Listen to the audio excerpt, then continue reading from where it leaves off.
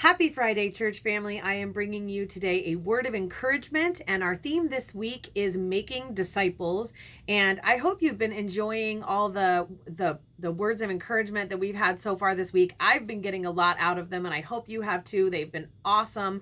And one common theme that I've been seeing in all of our words of encouragement this week has really been modeling our obedience to those around us as we are being disciples and making other disciples. So what I wanted to dig into today was the book of Deuteronomy.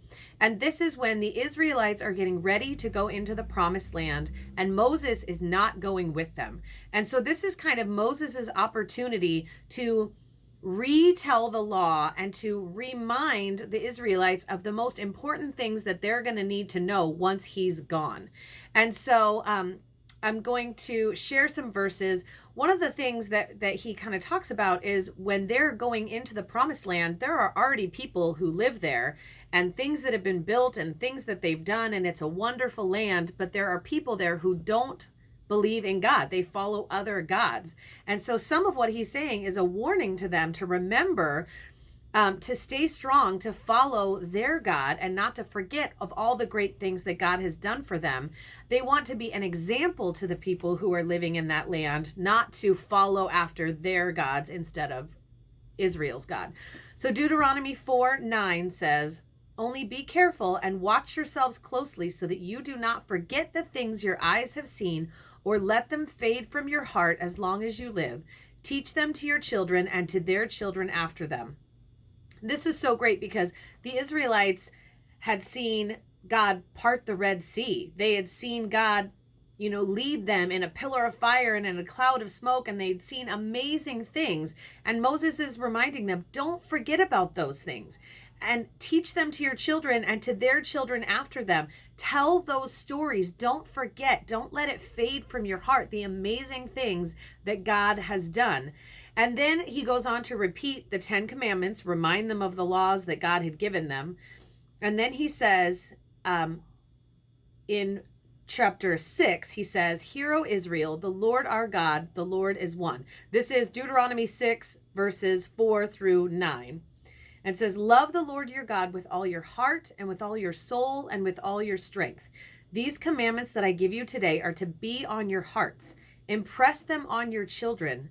Talk about them when you sit at home and when you walk along the road, when you lie down and when you get up.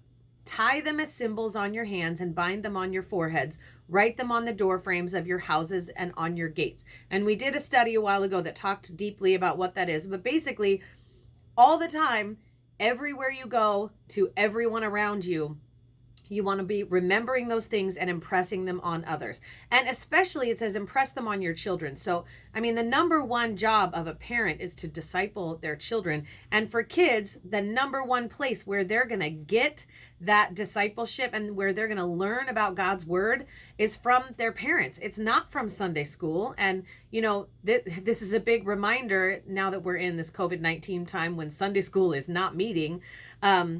Yes, we're still putting videos out there, but the main person who's going to disciple a child is a parent.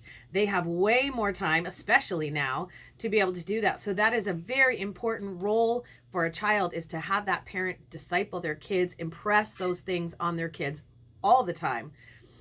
And then continuing on in verse 10, it says, "When the Lord your God brings you into the land he swore to your fathers, to Abraham, Isaac, and Jacob, to give you, a land with large flourishing cities you did not build, houses filled with all kinds of good things you did not provide, wells you did not dig, and vineyards and olive groves you did not plant. Then when you eat and are satisfied," and this is the part I like about this verse, "then when you eat and are satisfied, be careful that you do not forget the Lord who brought you out of Egypt, out of the land of slavery." I think it's so easy, and we see in the Israelites' history over and over and over again, but even for us, it is so easy to get complacent when we get comfortable.